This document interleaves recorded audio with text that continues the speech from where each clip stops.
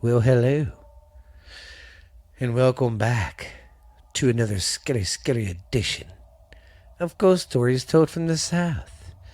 I am your host, Stephen LeBooth, and I got some great stuff for you today. Hope everybody's having a great and scary October, man. Who all out there has got their yard decorated? I do, and I keep adding to it. I can't stop. Yeah, I love how they have stuff to decorate your yard now. It's freaking awesome. But excuse me. I hope you guys are having a great time and telling some scary stories around the fire because it's that time of year, man. It's that time of year, man. I love this time of year. Perfect. The weather's freaking awesome. It's been great down here in Texas. But just want to say thank you to everybody who's listening. I know we're starting to get a lot of listeners in Japan, Brazil, of course, America, Canada, Australia, Spain, New Zealand, Poland, Germany. Germany's really kicking off, and South Africa is. If I forget anybody, I'm sorry. It's just really starting to catch on, and I love it. But just want to say thanks, man, because the numbers are growing. I still want to hit some. I got 5,000 downloads now. Let's go for 10. Let's give me 10,000 downloads and give me at least five. Let's get up to 500 followers. What do you say? Come on. So anytime you're listening to this, hit that like button, guys. It helps me out. It helps you out. And leave some 5-star reviews on the Apple and all that other places. And I think you can leave a review on Spotify too, whether you got a Android or a. Sorry if you're hearing that. There's a freaking hair hanging off the brim of my hat because I'm doing a video for this and I'm getting YouTube caught up. And I always put my hat on because the glare, just makes my dome just glow. So I'm wearing a hat and I had a cat hair just barely hanging on. Yeah, our lovely cat Bagel. But want to say thank you guys. The numbers are growing. The podcast is doing good. And like I said, I need your support, guys. So come on. Because one day I want to do this for a living. So I think that'd be awesome. But keep on liking and give me 5-star reviews. I just love it. Love the new members that keep coming. Don't forget to hit me up on Ghost Stories Told from the South on Facebook too. And you can reach this podcast on any platform. I think we're pretty much everywhere now. So. But let me get a drink of the old Red Bull, and we will tell some stories. So you ready? Sit back, relax, get you a little cup of coffee or hot chocolate. Get you a nice blankie, snuggle in, sit by the fire, if you dare.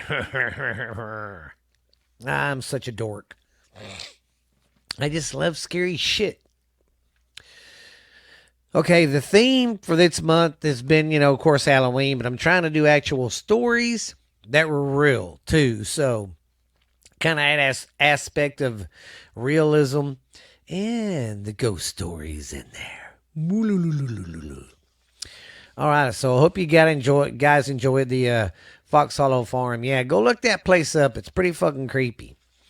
So I've got 10 places from around, I think, America where murders have happened, and the person who was murdered still comes and haunts the place. So, what do you say? Let's get down to it. Our first story is Kate Morgan haunts the Hotel del Granada. When the Hotel del Granada opened its doors in 1888. Oh, and if I've told these stories before, I'm sorry. Anyways, it opened its doors in 1888. It was the largest resort hotel in the world. Over the years, it has hosted numerous high-profile guests, including heads of state, an A-list of Hollywood actors, and if reporters are to be believed, more than a few ghosts. The most of these is the undoubtedly Kate Morgan, who checked herself into the Dell on November morning in 1892, and checked herself and checked herself out 5 days later with a bullet to the head. Woo! Or at least that's what the authorities believed. But something about Kate's death did not add up. The bullet that was taken from her head did not belong to the gun that was found in her hand. She also checked in under an alias and lied about her reason for being at the hotel. While we may never know for sure what happened to Kate, one thing is certain: she never left the hotel. Guests and workers alike have reported seeing a woman matching Kate's description, period, clothes, and all, walking the halls of the hotel. And guests who spent the night in her old room report drastic temperature changes and the feeling of being watched at night.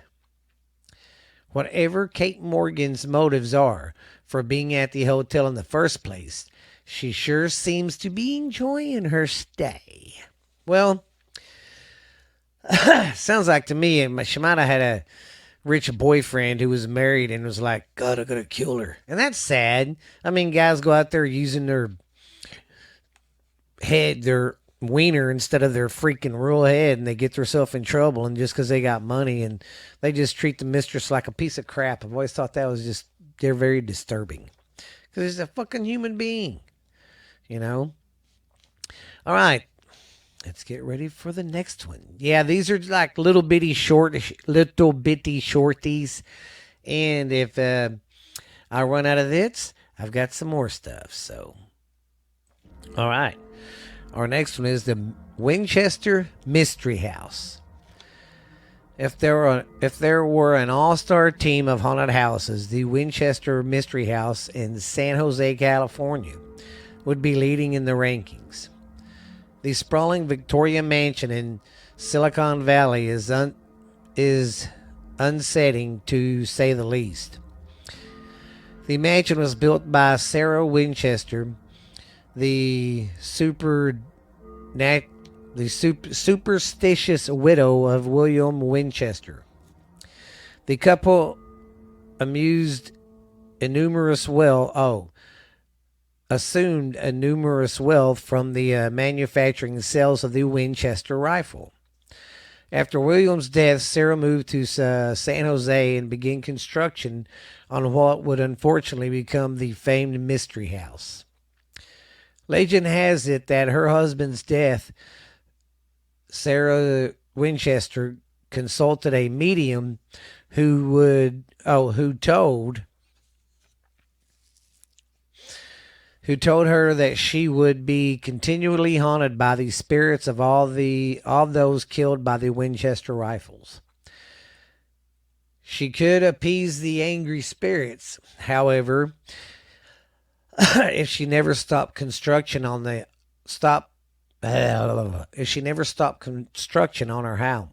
home. She hired several construction crews to work day and night on the expansion, but she neglected to hire an architect. So the house is full of engineering odysseys, like doors that open on the third floor 30 feet up in the air. It's a 30 feet drop. Yeah, you open the door, it's a drop. Fucking crazy. And then there's some places where staircases lead to nothing, or there will be a door in the wrong place. I mean, just a bunch of weird shit. Sarah later justified the bizarre design of the mansion, saying it was intended to confuse and mislead the angry ghost that plagued her. Today the house is a popular tourist destination for amateur ghost hunters, hoping to catch a glimpse of Winchester's trapped spirits, or if they're lucky, Sarah Winchester herself. I know y'all have had to hear about this place and probably seen not movies, but pictures and ghost story stuff about it. I think there is a movie about it or something. I'm not for sure, so we'll see. Well, let's get on with the next story. Okay, our next story is the Ghost of Gettysburg. Sorry. My allergies. This weather is kicking my ass. Sorry if I'm smacking. I just took a drink. If ghosts are somehow physically linked to the locations in which they died, it stands to reason then that battlefields would have significantly higher rates of paranormal activity. Gettysburg, Pennsylvania, is certainly no exception. The Battle of Gettysburg was the largest battle of the American Civil War and saw the largest volume of casualties of the entire campaign. Today, the battlefield is often cited as the most haunted place in America. And it's no surprise considering that thousands of soldiers on both sides of the conflict lost their lives here. Visitors to Gettysburg often report sightings of ghost soldiers and even entire ghost battles being fought. That's crazy. But, I mean, it makes sense. I mean, these people died in the heat of battle. They're still, like, living that last moment, you know. So, yeah. Have y'all seen that? No, there is a couple videos out on this Gettysburg. There's one video where the guys are in a car and they stop and they're filming 3 cannons, you know, facing the road. And all of a sudden, these, like, I want to say 2, maybe, I think it was 2. I know it was 3. But 2, like, ghost soldiers, like Confederate soldiers, came walking up and around the cannons and then just disappeared. Creepy. All right, let's tell the next story. All right, our next one is the Eastern State Penitentiary. Another haunted Pennsylvania landmark, Eastern State Penitentiary, was a prison that was opened in 1829 and operated for almost 150 years before finally being shut down by the state in the 1970s. For more than a century, the prison housed the most brutal murderers, serial killers, and rapists that the state had to offer, and it kept them in bad conditions. No heat, no plumbing, spoiled food, and the prisoners stepped out of line. Spoiled food, and if the prisoners stepped out of line, the guards would all be too happy to throw a little torture their way. They'd, you know, hit them with their clubs, beat them, kick them, do whatever, beat the shit out of them. This penitentiary is now a museum and a full-time haunted house attraction. Visitors can see the ghostly shadows of long since deceased criminals roaming the halls of the former prison. And if they listen carefully, they might hear the cries of tortured prisoners echoing through the cell block. Some people say they have seen the tormented faces of the past inmates in the walls of the cells. The prison has such a reputation for its ghostly activity that it has become a favorite destination of paranormal researchers. That's another cool place, too. So if you ever get a chance, go check that place out. I'm not for certain, but I think there in October, they turned it into a big haunted house. So that'd be cool, too. All right, let's get on with the next story. The next story is the Bell Witch. Remember the Blair Witch Project? You know, the movie that they went shaking. They used a handheld camera and it was out in the woods. Anyways, it was in the late 90s. Anyways, in the 90s, it's about a bunch of stupid kids who get stalked in the woods by a misunderstood elderly elderly woman named Blair. Well, that travesty of a movie was directly inspired by a real life legend. Oh Lord, the Bell Witch hauntings began in the early 19th century in Adams, Tennessee. The Bell family, led by patriarch John Bell Sr., were supposedly being pestered by a local witch named Kate Bates. The haunting started off innocently enough, with members of the Bell family hearing scratching noises coming from the walls, but events quickly escalated. Soon, family members were being slapped and pinched. Their names were being screamed by unknown entities from deep in the woods, and animals were being mutilated and left for the family to find around their home. No one knows exactly how or if the hauntings eventually stopped. One thing is for sure, though we finally got someone to blame for the ungodly amount of found footage horror films that currently plague our society. Now, I don't know why this person was batching the Blair Witch Project, but anyways, this is another movie they made. I think it was called American Haunting. Yeah, they really tortured the shit out of them people, them ghosts did. Because remember, they picked that chick up and smack her around? Yeah. Crazy shit, man. But back then, they had nowhere to live, nowhere to move. I mean, they're not like now where you can just up and move. But, man, I think it's called American American Ghost Story or American. It is an American Horror Story, but it's American Haunting or something like that. But go check that out. That ought to be really good. We're gonna take a. Now we'll do one more and take a little breaky. Okay, this one's called Resurrection Mary. This one has become such an iconic horror movie glitch that it's almost surprising it's actually based on a real story. Resurrection Mary is a real ghost who lives. Where was I? Okay, who lives at the Resurrection Cemetery in Justin, Illinois. The story goes that Mary got into a fight with her boyfriend while out dancing one night. She stormed out and while walking home was struck and hit by a hit and run driver and killed.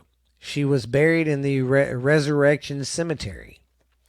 Ever since her death, numerous motorists driving along Archer Avenue in Justice have reported picking up a beautiful blonde hitchhiker who always asked to be let out in front of Resurrection Cemetery. At which point the figure disappears when the figure disappears when they get in front of the cemetery. Resurrection Mary has become something of all local celebrity, and she's been the inspiration for countless of her stories and legends. I've heard about that one. Yeah. All right, let's take one little break right here. We'll be back. Well, how's everybody doing today? It's your good old friend Uncle Dickie from Borderline Texas Trash, the most popular podcast in the world today. It's climbing up the charts faster than freaking slime on a stein, baby. Well, if you're wondering, what the hell is Borderline Texas Trash about? And who is its son bitch Uncle Boo? Well, Uncle Boo is the most recognizable voice in podcasting today, babies. We gonna get funky like a monkey on some turnip greens. I'm coming in on white lightning, baby, on a silver saddle to bring you the best of Borderline Texas Trash, baby. I'm your host of the show, Uncle Boo. We go over everything. We do a little bit of politics at the end, but not much. I don't step into that bullshit a whole lot. But we have fun. I go over stupid world news of the day, talk about stuff from the past, what the cost of living or stuff was like that. And we just talk about all sorts of fucking fun facts. do a little joking around, and my niece joins the show sometimes. We do a little segment called Ash Handy's Garage on Friday nights, baby. That's our live show we do sometimes. And then I got the uncle that I talked to down in Boothville, Louisiana. And he calls sometimes. We have a little show called Uncle Dickie's Corner. So you guys come check out Texas Borderline Texas Trash, baby. I know you will love it. We are on every platform you can think of. Spotify, Stitcher, Pandora, iHeart. We're on everything. We're even on Podbean, man. We even got our own YouTube channel. We even got an Instagram account, and we got our Facebook account. So go check us out, man, and come listen to the show. You'll get to listen to Ash Handy, Uncle Boo, Uncle Dickie, and all the most recognizable voices in this motherfucking podcast in the world today, babies. Because we will get funky like a monkey, I guarantee it.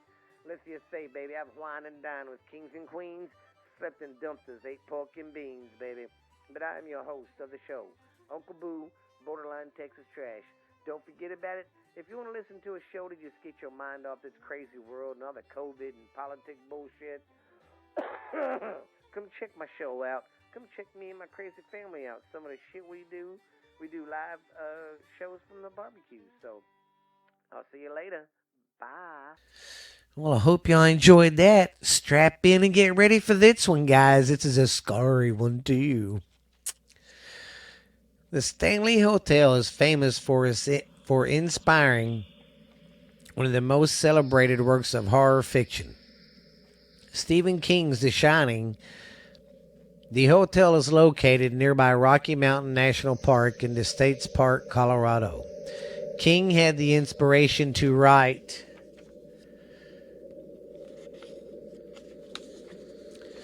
the novel after staying in the nearly empty hotel the night before it was scheduled to close for the long winter. The eerie confines of the desert hotel creeped out of the king of horror, so much that he thought he'd scare the rest of us too. Just so he wouldn't be alone.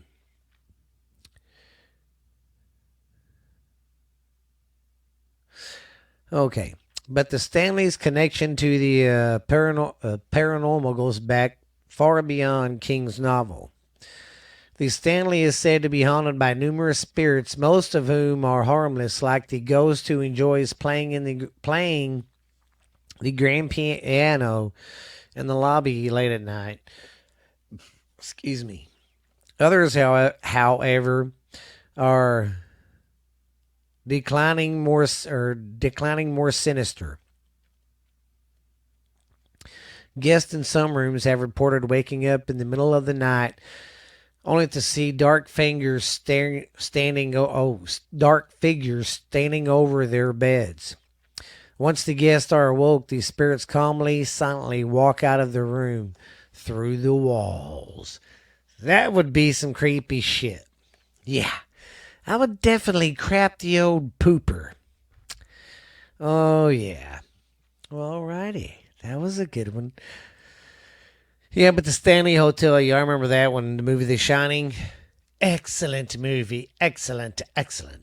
But I was watching some Ghost Paranormal show, and they was doing a investigation, and they picked up some pretty cool shit, man. Pretty cool shit. But, all right, well, let's get on with the next one. All right, our next one is Chloe at the Mysterious Plantation.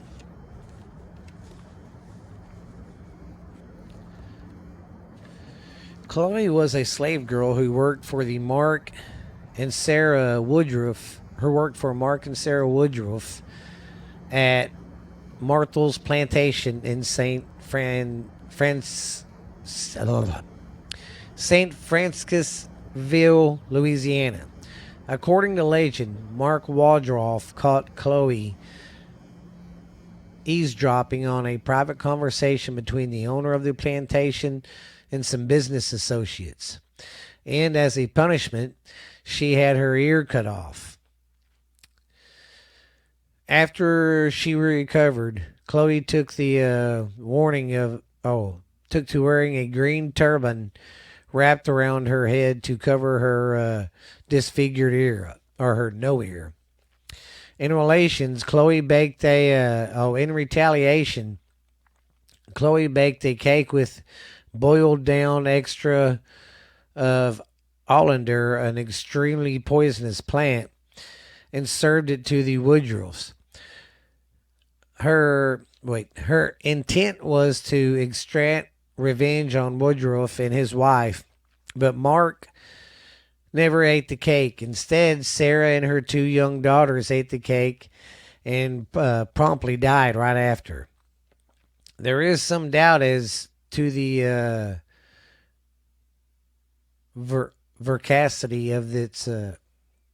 Anyways, nonetheless, visitors and plantation staff alike report seeing the image of a young ghost girl wearing a distinctive green turban, wearing the wandering the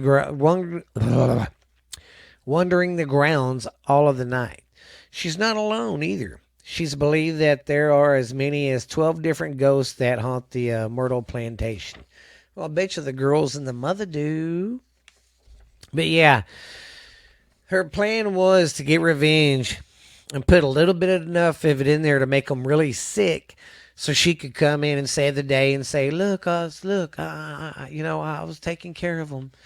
You don't. But it backfired on her, and she gave the people too much, and they died." And then I believe how the story goes, the owner, of course, found out, and she got hung. So, yeah. Kind of a sad story. Number one, it was bad her being a slave, but having to chop her fucking ear off or eavesdropping, come on. That's a little harsh. Okay, let's see what we got now.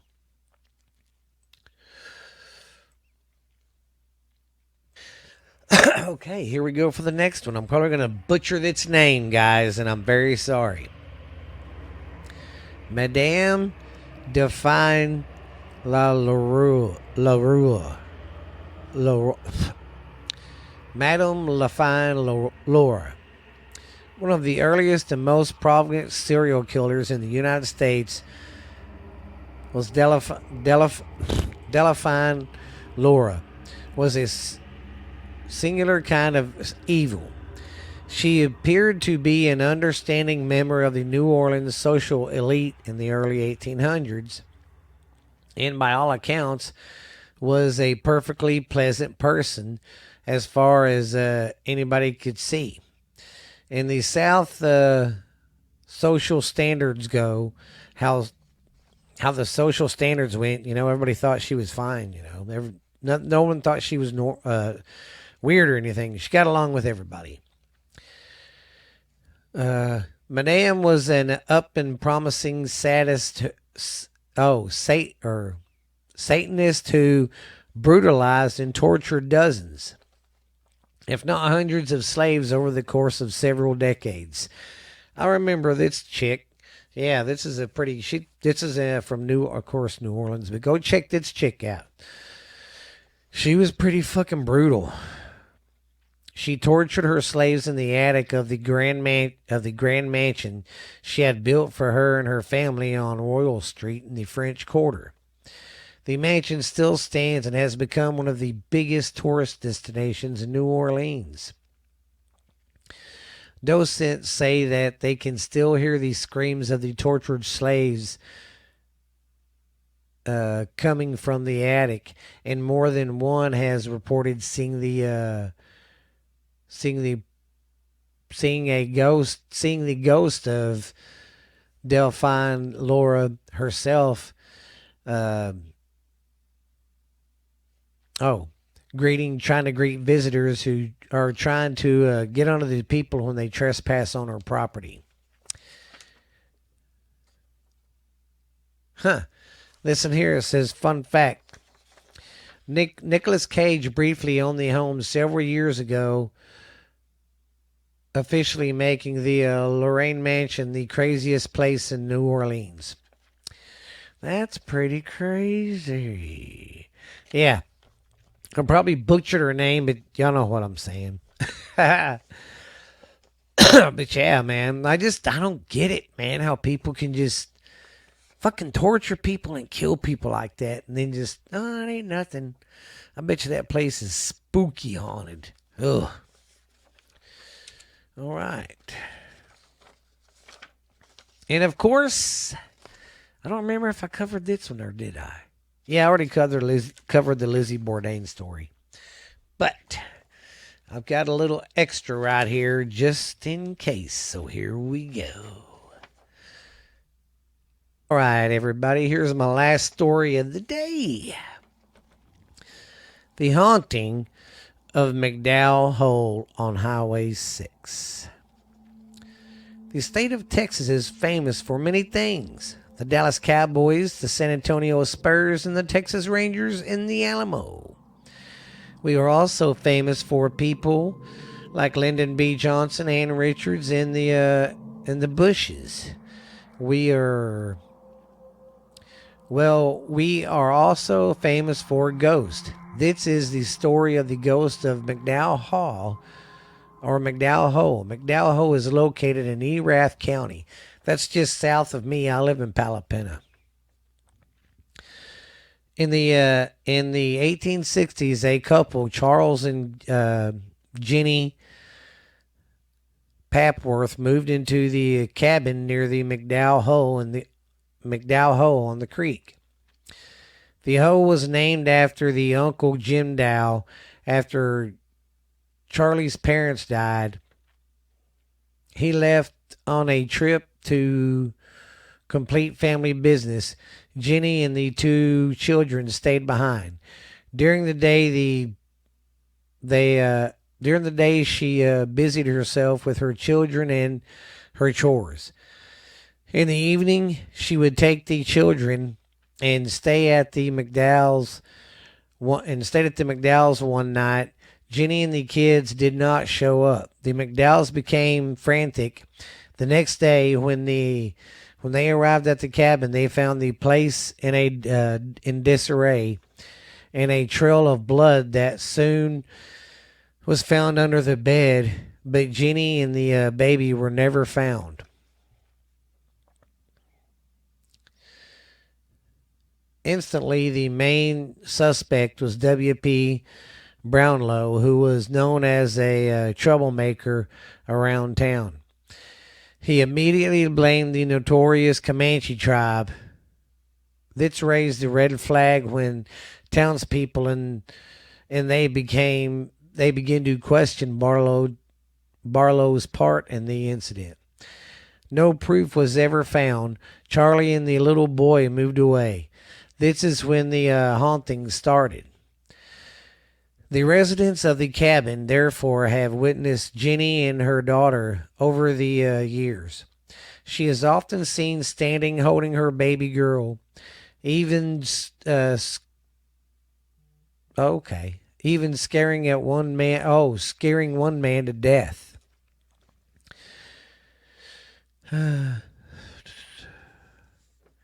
Later, a couple of drunks heard about the ghost of the cabin.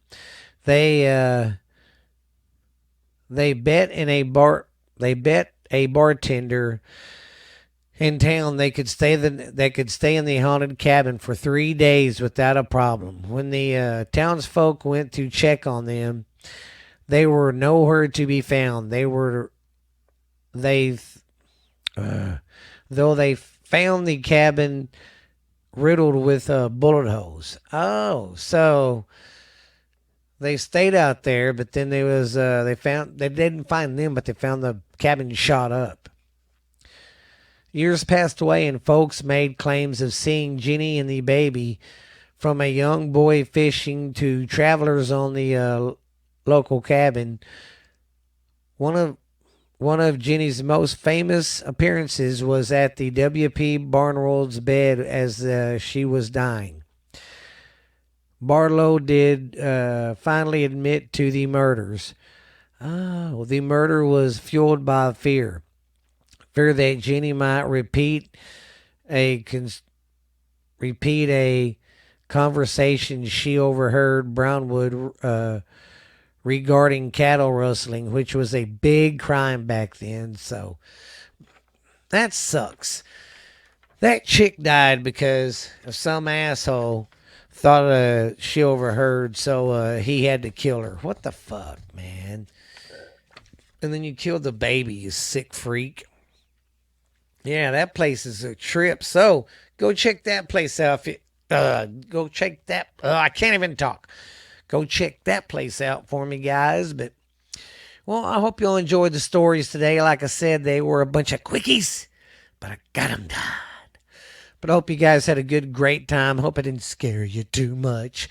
Probably not with my fucking reading like stuttering Stan over here. But anyways, guys, I'm glad you're here. Glad you listened. Glad you're my fans, my followers.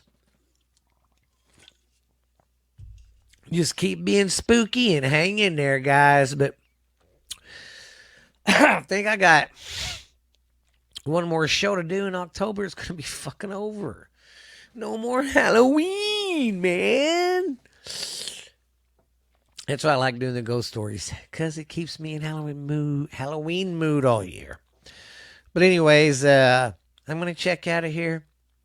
You guys be good. Remember, you can hear me on my podcast. You can reach us anywhere. So anywhere you guys can get your podcast, I'm on that platform. I'm catching up to YouTube. Go check us that. Go check that out. Go check out our Facebook, Ghost Stories Told from the South. And I think that's it. But thank you guys for listening. Thank you guys for always listening, giving me good downloads. But let's hit that 10,000 mark.